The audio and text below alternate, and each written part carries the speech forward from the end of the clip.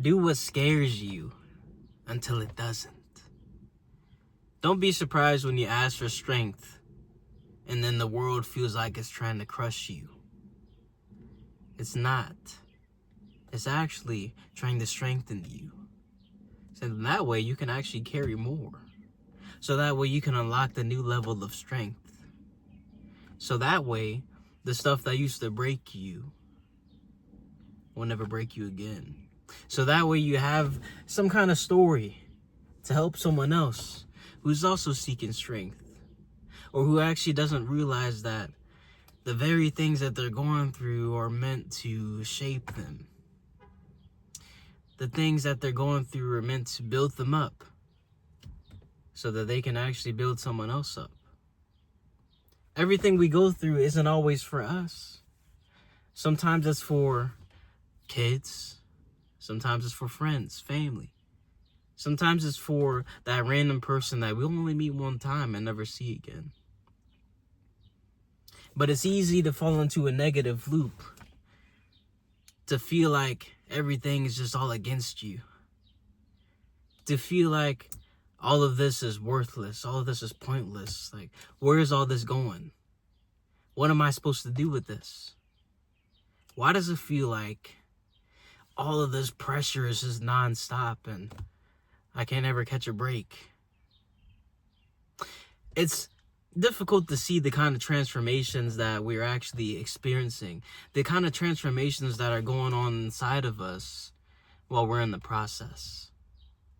But whenever we look back retrospectively, we see that, man, all of that stuff actually played a big part in who I became today.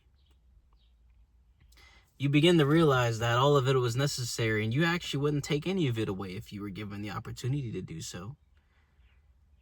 You're able to actually look back and see, because hindsight is 20/20, they say, clearly exactly what those events did for you.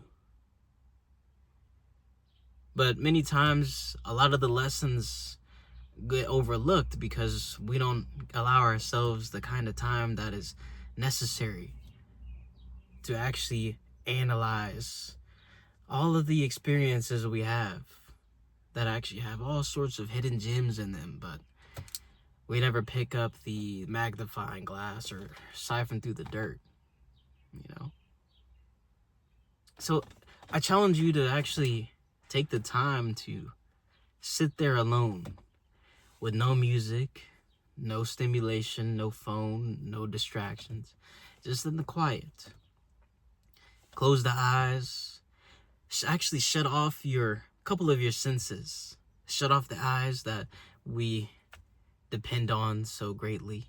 And then shut off the hearing, our second thing that we also heavily depend upon. So now we have 3 out of the 5 senses left over. And we're not typically going to be eating something. There's no stimulation through the taste.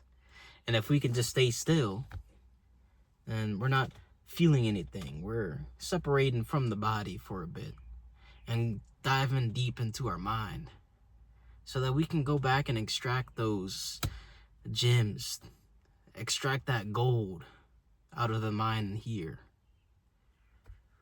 Because a lot of the things that we actually look for, a lot of the answers we seek, they're actually already inside of us. All we have to do is take the time to look back and, okay, well, it all makes sense then. Actually, what I already went through, it holds that answer to what I've already been trying to discover. If we actually give the chance to ourselves to seek, then we will find. It's in the word for a reason, Seek and you'll find. Knock and the door will be open to you. Ask and you will receive. Whenever you do that, you actually open up your mind to the kind of clues and signals that'll pop up that you may have been overlooking. Because now that you're focused on finding this thing that you're seeking, it's easier for your brain to realize, okay, this is a priority. So now I'm going to shift the focus so that the reticular activating system the thing that our brain does with information. Instead of being overloaded, the brain actually distinguishes what's important and what's not important, so that our brain doesn't explode, so it doesn't get overloaded with information that's unimportant to it. And it makes it easier to get to that answer. That answer that was actually flying beneath the radar, that was always there, but we were just so either distracted or avoiding the truth or whatever it is that gets in our way. And distraction is definitely a big one of them, as well as not wanting to face the actual truth that, yeah, I actually know, I actually know the answer or what I should do, but I don't want to do it. Then we pretend that we actually are looking for the answer. We trick our minds into thinking that we're making some kind of progress.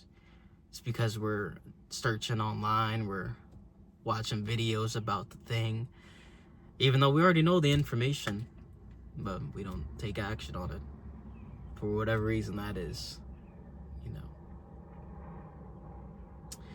But at the end of the day, all of the answers are there.